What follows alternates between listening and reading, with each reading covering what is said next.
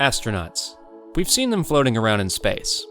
Many of us have thought about being an astronaut at some point in our lives, but it's not that easy to become one. We're talking about how NASA astronauts are trained in today's video of Discover Zen. An astronaut is a person trained by a human spaceflight program to command, pilot, or serve as a crew member of a spacecraft.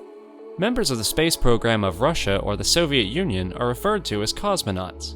Although it's generally reserved for professional space travelers, the terms are sometimes applied to anyone who travels into space, including scientists, politicians, journalists, and tourists. Until 2002, astronauts were sponsored and trained exclusively by governments, either by the military or by civilian space agencies. With the suborbital flight of the privately funded Spaceship One in 2004, a new category of astronauts has been created: the commercial astronaut. Astronaut training describes the complex process of preparing astronauts in regions around the world for their space missions before, during, and after the flight, which includes medical tests, physical training, extravehicular activity, or EVA training, procedure training, rehabilitation training, as well as training on experiments that they will accomplish during their stay in space. Virtual and physical training facilities have been integrated to familiarize astronauts with the conditions they'll encounter during all phases of flight and prepare astronauts for microgravity environments. Special considerations must be made during training to ensure a safe and successful mission, which is why the Apollo astronauts receive training for geological field work on the lunar surface, and why research is being conducted on best practices for future extended missions such as the trip to Mars. The selection and training of astronauts are integrated processes to ensure the crew members are qualified for space missions. The training is categorized into 5 objectives in general and specific aspects: basic training, advanced training, mission-specific training, onboard training, and proficiency maintenance training. In basic training, the trainees must learn medicine, language, robotics, piloting, and space system engineering, the organization of space systems, and the acronyms in aerospace engineering. 60 to 80% of the astronauts will experience space motion sickness, including pallor, cold sweating, vomiting, and anorexia, but the candidates are expected to overcome the sickness as the training continues. During the advanced training and the mission-specific training, astronauts will learn about the operation of specific systems and skills required with their assigned positions in a space mission. The mission-specific training typically requires 18 months to complete for Space Shuttle and International Space Station crews. It's important to ensure the astronauts' well-being, physical, and mental health prior to, during, and after the mission period. Proficiency maintenance training aims to help the crew members to maintain a minimum level of performance, including topics such as extravehicular activity, robotics, language, diving, and flight training. Astronauts also take classes. They have to learn many things besides science. Many times, they'll have to give speeches, so they take public speaking classes. In order to be prepared for any emergency, astronauts also take survival training. It can take up to 2 years of training to become a fully qualified astronaut. You must learn the basics of the Space Shuttle and the International Space Station, as well as how to be part of the team by flying the NASA T-38 training jets. As you finish your initial training period as an astronaut candidate, you'll be given a technical assignment. In this assignment, you'll support astronauts who are already in space and those who are training to go. Then you'll wait, sometimes for years, for the next most exciting day of your life. The day you're assigned to a space flight. If you did well in your initial training and worked hard at your technical assignment, then someday, the chief at the astronaut office will ask if you'd still like to go to space. If you're assigned to fly aboard the space station as an expedition crew member, you'll need about 18 months of training. It may take longer than 18 months, though, if you haven't received any specific training on the space station systems or if you don't have the required language skills. It helps to have trained as a backup to another expedition crew member and to have learned to speak Russian. Astronauts must be able to understand Russian so they can talk with the Russian Mission Control Center and understand their instructors. If you're going to live and work on the International Space Station, you need to speak at least 2 languages.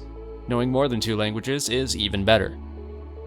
During your 18 months of training, you'll make many trips between the NASA Johnson Space Center in Houston, Texas, and the Gagarin Cosmonaut Training Center in Star City, Russia.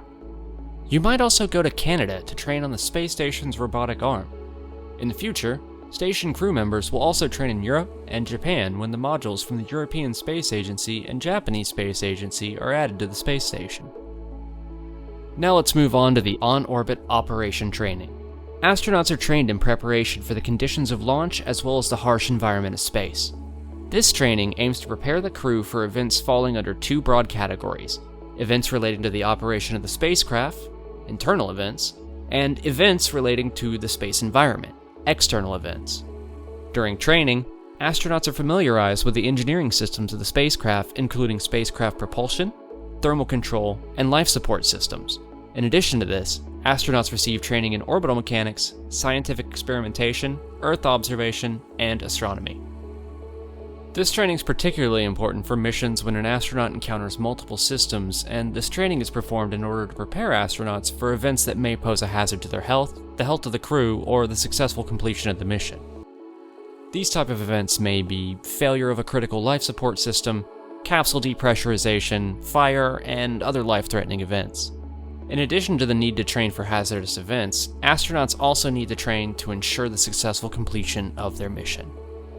External events refer more broadly to the ability to live and work in the extreme environment of space. This includes adaptation to microgravity, isolation, confinement, and radiation. The difficulty associated with living and working in microgravity includes spatial disorientation, motion sickness, and vertigo. During long-duration missions, astronauts will often experience isolation and confinement. This has been known to limit the performance of astronaut crews, and hence training aims to prepare them for such challenges. The long-term effects of radiation on crews are still largely unknown. However, it's theorized that astronauts on a trip to Mars will likely receive more than 1,000 times the radiation dosage a typical person receives on Earth. As such, present and future training must incorporate systems and processes for protecting astronauts against radiation. Scientific experimentation has historically been an important element of human spaceflight and is the primary focus of the International Space Station. Training on how to successfully carry out these experiments is an important part of astronaut training, as it maximizes the scientific return of the mission. Once on orbit, communication between astronauts and scientists on the ground can be limited, and time is strictly apportioned between different mission activities. It's vital that astronauts are familiar with their assigned experiments in order to complete them in a timely manner with as little intervention from the ground as possible. For missions to the ISS, each astronaut is required to become proficient at 100 or more experiments. During training, the scientists responsible for the experiments do not have direct contact with the astronauts who will be carrying them out. Instead, scientists instruct trainers who in turn prepare the astronauts for carrying out the experiment. Much of this training is done at the European Astronaut Center. For human experiments, the scientists describe their experiments to the astronauts, who then choose whether they participate on board the ISS. For these experiments, the astronauts will be tested before, during, and after the mission to establish a baseline and determine when the astronauts return to that baseline. Sometimes astronauts also get virtual reality training. Virtual reality has been explored as a technology to artificially expose astronauts to space conditions and procedures prior to going into space. Using virtual reality, astronauts can be trained and evaluated on performing an EVA with all the necessary equipment and environmental features simulated. This modern technology also allows the scenario to be changed on the go, such as to test emergency protocols. These training systems can reduce the effect of space motion sickness through a process of habituation. Pre-flight VR training can be a countermeasure for space motion sickness and disorientation due to the weightlessness of the microgravity environment. When the goal is to act as a practice tool, virtual reality is commonly explored in conjunction with robots and additional hardware to increase the effect of immersion or the engagement in the trainee. Now that you can understand that astronaut training is not for everyone, even if you're super knowledgeable but don't have the physical strength, you probably can't be an astronaut. So, let's discuss the technology which is helping astronauts for training, the past, present, and future of virtual reality. Well, that sounds like a different topic to speculate and investigate on Discover Zen.